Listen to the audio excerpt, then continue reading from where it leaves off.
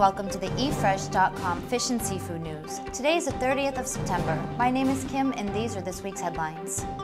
Greenpeace concerned over oil spill. Call to reform common fisheries policy.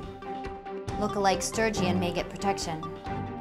Lobster limits a blow to industry. Invasion of poison seaweed. Even as sunken vessel's owner was reportedly not coming forward to cooperate in salvage operation, Greenpeace said oil spill at Paradip could damage the environment critically. Since the vessel was not insured and the owners had submitted a forged insurance document, P&I Club were not forthcoming in cleanup exercises. The MV Black Rose, owned by a Singapore-based company, sank on September 12th with 24,000 tons of iron ore and about 924 tons of furnace oil near Paradip port. The Port Trust, however, said there was no immediate threat of oil leaking in large quantities as a fuel oil, which was in 3 other tanks of the sunken vessel, was in semi-solid condition and not leaking. Greenpeace said that PPT can have a devastating impact on Gahir Matha Marine Sanctuary. Alex Salmond has called on the Scottish Parliament to unite to reform the discredited common fisheries policy.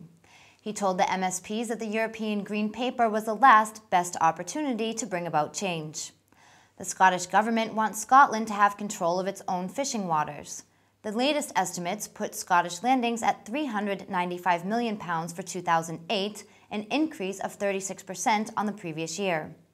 But the First Minister said the indications are that due to the impact of prices and the CFP this year is likely to be more difficult for our industry, but he hopes changes were afoot.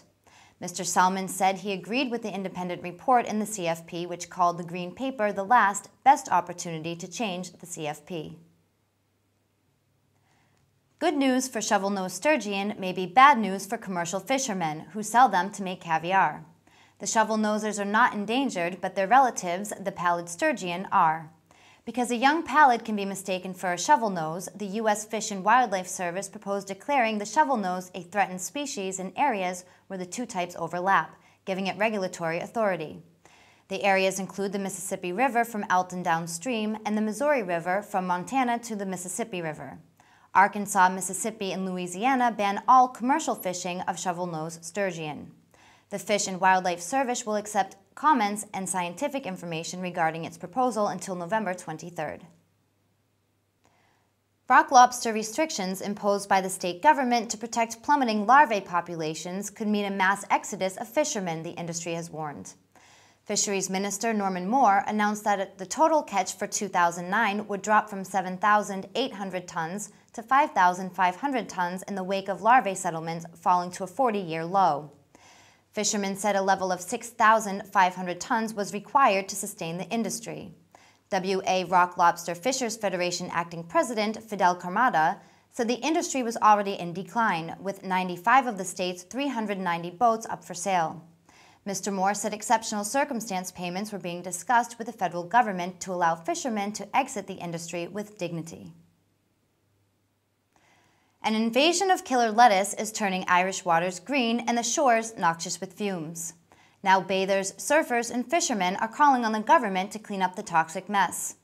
The rotting leaves produce large quantities of poisonous gas, hydrogen sulfide.